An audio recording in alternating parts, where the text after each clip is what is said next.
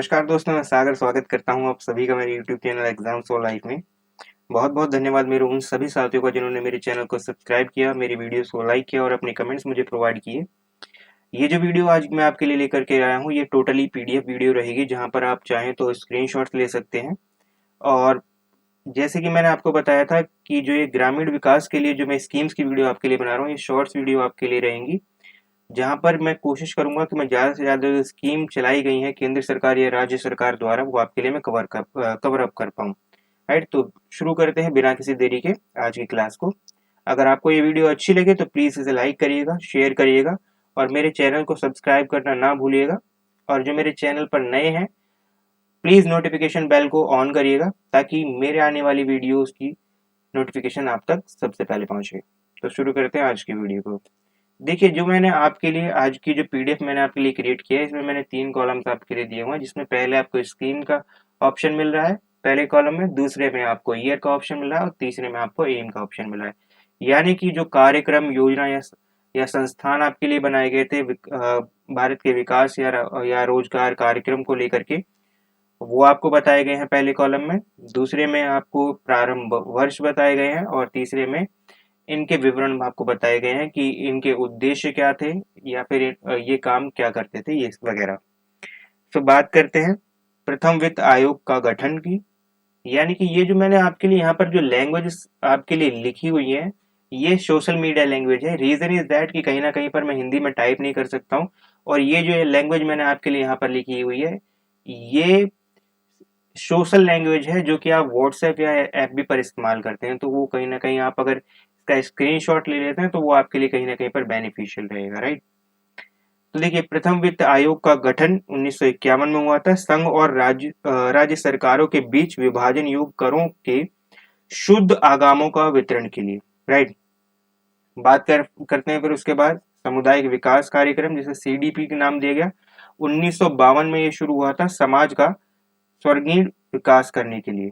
फिर उसके बाद सघन कृषि जिला कार्यक्रम, आईएडीपी जिसे बोला जाता है, 1960-1961 में किसानों को ऋण, बीज, खाद और औजार आदि उपलब्ध कराना ही इसका काम था। इसके बाद बात की जाए तो अ, इसके बाद बात की जाए तो राष्ट्रीय सुरक्षा कोष, एनडीएफ, जो कि 1962 में शुरू हुआ था, नगद, स्वर्ण, आभूषण तथा चांदी एवं अन्य मूल्यवान वस्तुओं का योगदान प्राप्त कराना ही इसका काम था। देन उसके बाद बात करते हैं गहन कृषि क्षेत्रीय कार्यक्रम, जो कि 1964-1965 में शुरू हुआ था, विशिष्ट फसलों का विकास करना ही इसका काम था। देन उसके बाद बात करते हैं साख अधिकरण योजना, जिसे सीएएस नाम दिया गया, 1965 में इसे शुरू किया गया। रिजर्व बैंक की चयनात्मक रचना की साख बनाए रखना इसका काम था। यानी कि कहीं ना कहीं पर ये कह सकते हैं कि आरबीआई भी हिस्सा ले रही थी ग्रामीण विकास में। सो उसके लिए ये एक प्रोग्राम आपके लिए लॉन्च किया गया था। देन उसके बाद बात की जाए तो भारत पर्यटन विकास निगम, जिसे आईटीडीसी के नाम से जाना जाता है, 1966 में इसे शुरू किया गया था। देश के विभिन्न स्थानों पर पर्यटकों के लिए होटल एवं यात्री गृहों के निर्माण व्यवस्था करना ही इसका काम था। देन उसके बाद बात की जाए तो अधिक उपज देने वाली किस्मों का कार्यक्रम, जिसे HYVP के नाम से जाना गया, जो कि 1966-1967 में शुरू किया गया। इसका काम अगर मैं आपके लिए बोलूं तो विभिन्न फसलों का नवीन प्रजाति अपनाकर खाद्यान्नों का उत्पाद बढ़ाना। यानी कि कहीं ना कहीं पर अलग अलग तरीके की किस्में आ रही थी। जैसे कि पहले हमारे यहाँ पर जो बाजरा होता था वो देसी बाजरा होता था, अगर बात की जाए हमारे भारत की।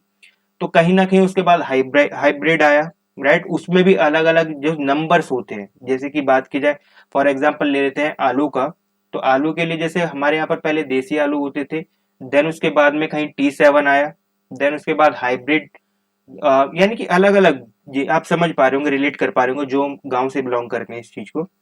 राइट, फिर बात की जाए हरित क्रांति की, तो हरित क्रांति की आप अच्छी तरीके से जानते हैं कि हरित क्रांति 1966-1967 में आई थी, और इसका जो काम था, यानी कि जो इसका उद्देश्य था, वो कहीं ना कहीं पर कृषि उत्पादन को ही बढ़ाना था, यानी कि कृषि उत्पादन में वृद्धि करना था। देन उसके बाद आगे बढ़ते हैं।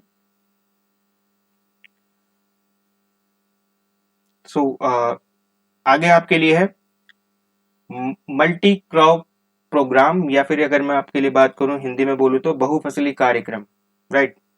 इसमें क्या है कि ये 1966-1967 में शुरू किया गया। कृषि उत्पादन में वृद्धि करना इसका भी काम था। फिर 14 बैंकों का राष्ट्रीयकरण या फिर नेशनलाइजेशन ऑफ 14 बैंक्स 1969 में ये आपके लिए शुरू किया। और इसमें क्या था कि ये कहीं ना कहीं पर, ये जैसे मैंने आपके लिए यहाँ पर मेंशन किया हुआ है कि loan for farming and village development, तो इस जो मैंने आपके लिए इंग्लिश में लिखा हुआ है वो आप आसानी से समझ पा रहे होंगे इन चीजों को, कि कृषि एवं ग्रामीण विकास हेतु ऋण उपलब्ध कराना या फिर एक तरीके से लोन उपलब्ध कराना। ग्रामीण विद्युतीकरण निगम आरईसी जो कि 1969 में स्टेबलाइज हुआ। ग्रामीण क्षेत्रों में प्रकाश एवं कृषि तथा उद्योग हेतु विद्युतीकरण, यानी कि इसका काम क्या था, to provide electricity for lightning and farming purposes in village. फिर उसके बाद बात करते हैं विभेदी ब्याज दर की योजना, जो कि 1972 में शुरू की गई। समाज के कमजोर वर्गों को 4% की रियायती ब्याज दर पर उधार देना इसका काम था। तो अगर मैं आपके लिए बात करूं तो ये जो आपकी योजना मैंने आपके लिए बताई है, राइट, तो इसमें आपके लिए मैंने सिंपली लिखा हुआ है समाज के कमजोर वर्गों को 4% की रियायती ब्याज दर पर लोन। शायद ये आप एक बार जब स्क्रीनशॉट लेकर के जब उसे जूम करेंगे तो आप क्लियरली चेक कर पाएंगे, क्योंकि यहाँ पर जो वर्ड्स हैं वो कहीं ना कहीं पर आपको पास दिखाई दे रहे होंगे। देन उसके बाद बात करते हैं महाराष्ट्र की रोजगार योजना, राइट।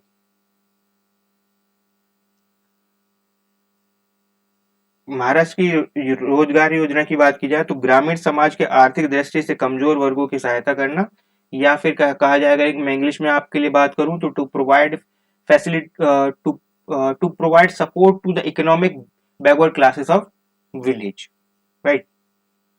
तो ये एक तरीके से रोजगार ही है, यानी उन्हें रोजगार प्रोवाइड किया जा रहा है जो कि बैकवर्ड क्लासेस हैं, बैकवर्ड फैमिलीज हैं किसी भी गांव में। देन उसके बाद बात करते हैं आपके लिए त्वरित ग्रामीण जल पूर्ति कार्यक्रम। इसका काम क्या था, ये शुरू किया गया था 1972-1973 में, और गांव में पीने का पानी उपलब्ध कराना इसका काम था, to provide facility of drinking water in village, right. इसके बाद आगे आपके लिए बात करते हैं तो सूखाग्रस्त क्षेत्र कार्यक्रम DPAP 1973 में आपके लिए इसकी स्थापना हुई थी। सूखाग्रस्त क्षेत्रों में पर्यावरण संतुलन, भूमिजल और अन्य प्राकृतिक संसाधनों को विकसित करके सूखे से बचाव के उपाय एवं जीवन बीमा की सुविधा उपलब्ध कराना इसका काम था, राइट। अगर आप पीडीएफ चाहते हैं इसकी तो मैं पीडीएफ आपको, या हो सकता है यहाँ पर जो वर्ड्स हैं वो आपको क्लियर शो ना हो रहे हो, आप चाहें तो इसकी पीडीएफ के लिए मेरे टेलीग्राम चैनल को फॉलो कर सकते हैं, लिंक जो है वो आपको डिस्क्रिप्शन में दिया गया है। फिर उसके बाद बात करते हैं सीमांत कृषक एवं कृषि श्रमिक एजेंसी 1973-1974 में इसकी स्थापना हुई। तकनीकी एवं वित्तीय सहायता प्रदान कराना ही इसका काम था, technical and financial support provide करना ही इसका काम था। स्टील अथॉरिटी ऑफ इंडिया 1974 में इसकी स्थापना हुई, और इस्पात उद्योग का विकास करना ही इसका काम था। देन उसके बाद बात की जाए तो लघु कृषक विकास कार्यक्रम 1974-1975 में इसकी स्थापना हुई। तकनीकी एवं वित्तीय सहायता प्रदान करना इसका भी काम था, यानी कि टेक्निकल और फाइनेंशियल सपोर्ट प्रोवाइड करना इसका भी काम था। देखिए अगर आपने नोटिस किया हो तो जो ईयर्स हैं, कौन कौन से साल में कौन कौन सी योजनाएं, कौन कौन से कार्यक्रम या फिर कौन कौन सी संस्थाओं का गठन हुआ है, मैं वो आपके लिए लेकर के आऊं एक क्रम में, राइट। फिर बात करते हैं कमान क्षेत्र विकास कार्यक्रम की, CADP की जो कि 1974-1975 में शुरू हुई। बड़ी और मझोली परियोजनाओं की सिंचाई क्षमता का तेजी से बेहतर उपयोग सुनिश्चित करना ही इसका काम था। यानी मैंने जैसे कि आपके लिए यहाँ पर लिखा हुआ, बड़ी परियोजनाओं की सिंचाई क्षमता को तेजी से बेहतर उपयोग सुनिश्चित करना ही इसका काम था, राइट। फिर उसके बाद बात करते हैं, आगे बढ़ते हैं। 20 सूत्री कार्यक्रम 1975 गरीबी निवारण एवं रहन सहन के स्तर को उच्च बनाना, या फिर मैं आपके लिए बात करूं पॉवर्टी डिक्रीमेंट, यानी कि कहीं ना कहीं गरीबी को कम करना, and developing the standard of village people, यानी कि जो गांव के लोगों का स्टैंडर्ड है उसे कहीं ना कहीं डेवलप करना। देन उसके बाद बात की जाए ग्रामीण विकास का राष्ट्रीय संस्थान 1977 में ये स्टेबलाइज हुआ था। और इसमें क्या था कि एक तरीके से आप कह सकते हैं कि ग्रामीण यानी कि जो डेवलपमेंट के लिए, विलेज के डेवलपमेंट के लिए ट्रेनिंग, रिसर्च और जो सजेशंस अथॉरिटीज होती थी यानी वो आपके लिए यहाँ पर स्टेबलाइज की गई है। ये जो ग्रामीण विकास की राष्ट्रीय संसाधन है, मैं आपके लिए बात करूं इसमें अगर मैं आपके लिए बात करूं तो ये असल में एक तरीके से आप कह सकते हैं एक ऐसा संस्थान है जो कि आपको प्रशिक्षण प्रदान करता था, यानी कि जो गांव के लोग थे उन्हें प्रशिक्षण दिया जाता था। ये एक तरीके से रिसर्च की जाती थी और सजेशंस उन्हें प्रोवाइड किए जाते थे गांव की ओर से कि और क्या बेहतर हो सकता है, राइट। देन उसके बाद बात की जाए तो उसके बाद बात की जाए मरुभूमि विकास कार्यक्रम DDP, राइट। 1978 में इसकी शुरुआत हुई। मरुभूमि विस्तार प्रक्रिया पर्यावरण संतुलन बनाए रखने हेतु इसका स्टेबलाइजेशन हुआ था। यानी कि कहीं ना कहीं एक तरीके से कह सकते हैं कि पर्यावरण का संतुलन भी बनाए ये कहीं ना कहीं हमारी सरकार समझती थी कि पर्यावरण का जो संतुलन है वो बने रहना चाहिए। तो इसके लिए जो मरुभूमि होती है उसकी प्रक्रिया यानी कि विस्तार जो है जिस तरीके से वो बढ़ रहा था उसको मॉनिटर करने के लिए संस्था का गठन किया गया था, जिसे DDP का नाम दिया गया। काम के बदले अनाज कार्यक्रम, यानी कि अगर ये बहुत सिंपल सी बात अगर ये आपके लिए बात की जाए तो आप नाम से ही समझ पा रहे होंगे कि जो लोग ग्रामीण विकास में मदद करते थे उन्हें उनके काम के बदले अनाज दे दिया जाता था, जो कि शुरुआत हुई थी 1977-1978 में, राइट। अंत्योदय योजना जो कि 1978 में शुरू हुई, गांव के सबसे गरीब परिवारों को आर्थिक दृष्टि से स्वावलंबी बनाना, यानी कि एक तरीके से कह सकते हैं कि to facilitate the very poor people और फैमिली ऑफ विलेज, एक तरीके से फैसिलिटेट ही करना उन्हें हो गया। देन उसके बाद बात की जाए ग्रामीण युवाओं को रोजगार हेतु प्रशिक्षण, जिसे आप ट्राइसिम के नाम से भी जानते हैं। 1979 में इसकी शुरुआत हुई थी। इसका जो काम था कहीं ना कहीं पर जो गांव के बेरोजगार थे, जो युवा बेरोजगार थे, उन्हें ट्रेनिंग दे करके उन्हें रोजगार के अवसर प्रदान करना इस संस्था का काम था, राइट।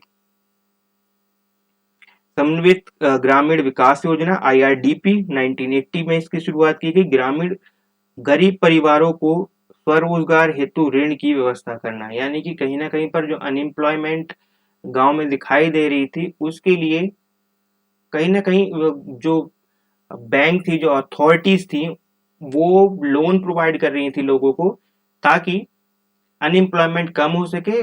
जो लोग हैं वो कहीं ना कहीं पर अपने एक तरीके से कह सकते हैं बिजनेस सेटअप कर पाए, या फिर कोई ऐसी ट्रेनिंग ले लोन के माध्यम से जिससे कि वो एम्प्लॉयमेंट ले पाए, राइट।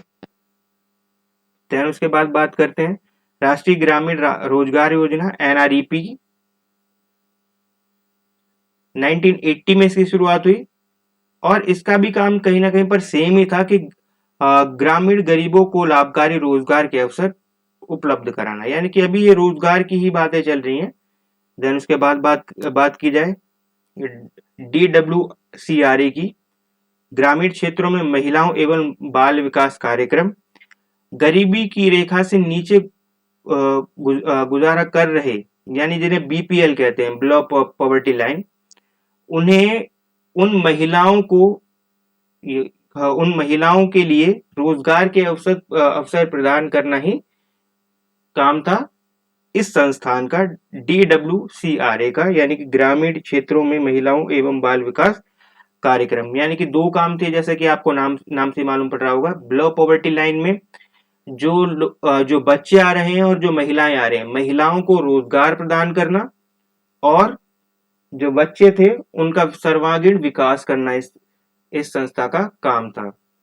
देन उसके बाद बात की जाए ग्रामीण भूमिहीन रोजगार गारंटी कार्यक्रम, RLEGP 1983।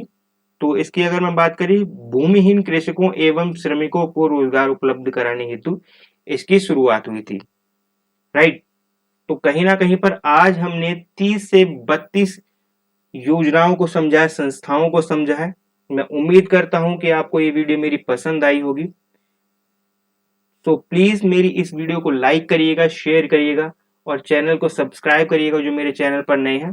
And please notification bell को दबाना बिल्कुल ना भूलिएगा, ताकि मेरी हर एक आने वाली वीडियो की नोटिफिकेशन आपके पास सबसे पहले आए। मिलते हैं ऐसे ही अगली क्लास में। तब तक के लिए जय हिंद, जय भारत।